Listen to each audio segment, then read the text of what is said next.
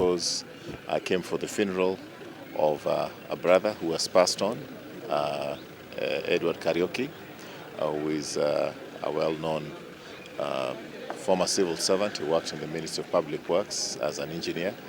And I've come here also as a relative of the family, and I think that just underlines to all of us that we belong everywhere in Kenya, that we should strive to bring the country together.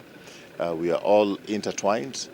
You'd not imagine that I have a relative here, and I do have relatives here, and I do have relatives in Kiambu and in Nyeri.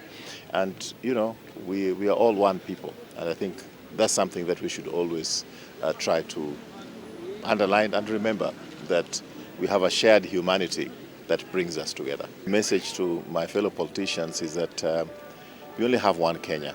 We only have one country, and we should do everything to ensure that we can live here in peace. There's the shared space we call Kenya. We found ourselves in this country. It doesn't belong to anybody more than it belongs to the other. This is our home. And if you see, our children are intermarrying across the ethnic divides, and really, we're just humans. And I think that is what we should always remember. Yeah. And it is us leaders who bring the tension, but the Wananchi are getting on with their lives, and that's the way it should be. And that's what God says. In fact, when we say we are Christians, we say we are people of faith, and then immediately after that you see the kind of very toxic politics that we engage in.